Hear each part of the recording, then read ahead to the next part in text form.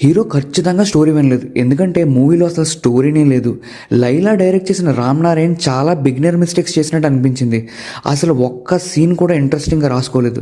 Teaser బట్టి adult comedy అని ముందే జానర్ సెట్ చేసినా అది కూడా వర్కౌట్ అవ్వలేదని అనిపించింది. పాపం సునిశ్చిత్ని బాగానే ఎంకరేజ్ చేశారు, బట్ నాకు అవి కూడా ఎక్కలేదు. ఏదో బిలో యావరేజ్ మూవీ రిలీజ్కి వెళ్ళిన ఫీలింగ్ అయితే వచ్చింది ఆ కలర్ గ్రేడింగ్ అయితే. ఈవెన్ డ్యాన్స్ కోరియోగ్రఫీ కూడా టూ బ్యాడ్.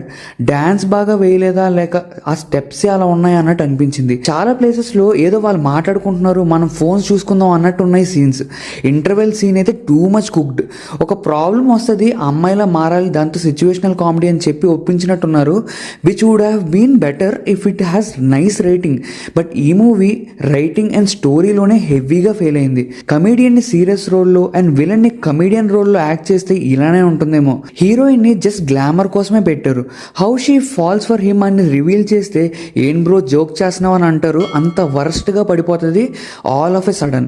ఎనీ హౌ ఓటీటీలో వచ్చినప్పుడు కూడా హీరో అటెంప్ట్కి చూడండి, ఆర్ఎల్స్ యూ కెన్ స్కిప్ ఇట్. నేను పొలిటికల్ గొడవల వల్ల పీపుల్ డోంట్ గివ్ క్వాలిటీ అని ఒక వీడియోలో చెప్తే ఏమీ చేయకుండానే క్వాలిటీని చెడగొట్టారనిపించింది.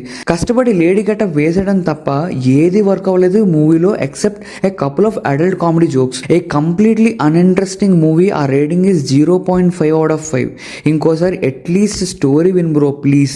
ఈ రివ్యూ నచ్చితే లైక్ చేయండి. నన్ను మరిన్ని ఫిల్మీ కంటెంట్ కోసం సబ్స్క్రైబ్ అవ్వడం మర్చిపోకండి.